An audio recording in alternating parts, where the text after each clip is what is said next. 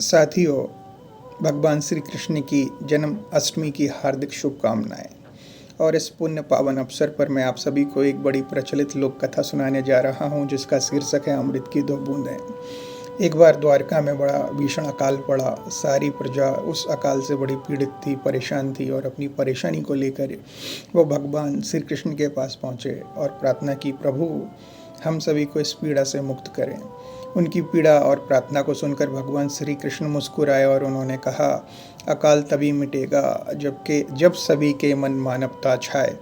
भगवान के मुंह से ऐसे वचन सुनकर सारे प्रजाजन सोच में पड़ गए। तभी वहाँ पर उपस्थित एक साधु महाराज ने कहा, हिमालय की चोटी पर अमृत की दो बूंदें रखी हैं। जो भी उन दो बूंदों को लाकर प्रजा में बांटेगा, तब प्रजा के सारे दुख मिट जाएंगे।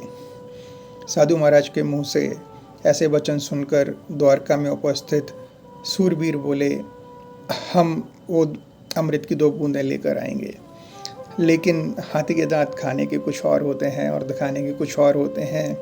उस पूरी सभा में भगवान श्री कृष्ण के अलावा 100% धर्म परायण कोई नहीं था। इसीलिए सारे के सारे सूरवीर योद्धा वापस आ गए और अमृत की दो बूंदें हिमालय की चोटी से नहीं लेकर आ पाए। तभी भगवान श्री कृष्ण ने ग्वाले का रूप बनाया और हिमालय की चोटी की ओर चल दिए। भगवान श्री कृष्ण जब हिमालय की ओर जा रहे थे तो अपने मन में बड़े प्रसन्न थे और साथ में कई सारे दोहे कविताएं गुनगुनाते जा रहे थे। उनमें से एक दोहा था, सांची बात ना रुक सके चाहे लख पहरे होए, जल तरंग ना छिप सके चाहे पत्थर खोए। ऐसे गुनगुनाते हुए जब वो जा रहे थे तो मार्ग में उनको बड़ी प्यास लगी। उन्होंने देखा कि रास्ते में एक वृद्ध माता की कुटिया है।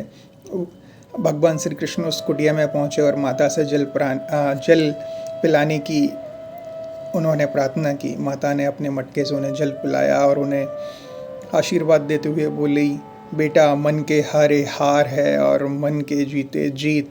तुम अपने रास्ते पे चलते जाओ, तुम्हें अमृत की दो बूंदें जरूर मिलेंगी। भगवान श्री कृष्ण अमृत की दो बूंदों तक पहुँचे और उन बूंदों को लेकर द्वारका पहुँचे। उन्होंने अमृत की दो बूंदों को जल में मिलाया, एक बड़े मटके में जल में मिलाया ताकि सारी प्रजाजन को वह जल दिया जा सके। तभी भगवान श्री कृष्ण को याद आया कि एक वृद्ध माता ने मुझे आशीर्वाद दिया था। उन्होंने उस वृद्ध माता को द्वारका में बुलाया और माता की सेवा की। उन्होंने बोला, माता आपके आशीर्वाद से ही यह अमृत की दो बूंदें मुझे मिली हैं। अमृत की दो बूंदें जैसे ही जल के साथ द्वारका में प्रजाजनों को बांटी गई, उनके सारे कष्ट दूर हो गए। एकाएक बड़ी तीव्र वर्षा स्टार्ट हो गई, प्रारंभ हो गई। सभी प्रजाजन बहुत खुशी थे, बहुत प्रसन्न थे। तभी एक संत ने वहाँ पर कहा, जहाँ दया तहाँ धर्म, जहाँ लोभ तहाँ पाप, जहाँ क्रोध तहाँ काल, जहाँ क्षमा वहाँ आप।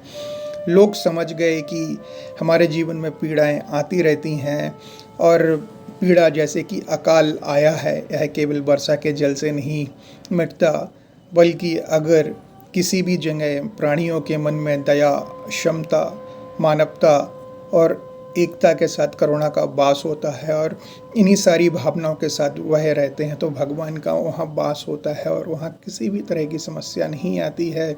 इस लोक कथा से हमें सीख मिलती है कि हमें मानवतामय, करुणामय जीवन जीना चाहिए। बोलो भोले बिहारी की जय।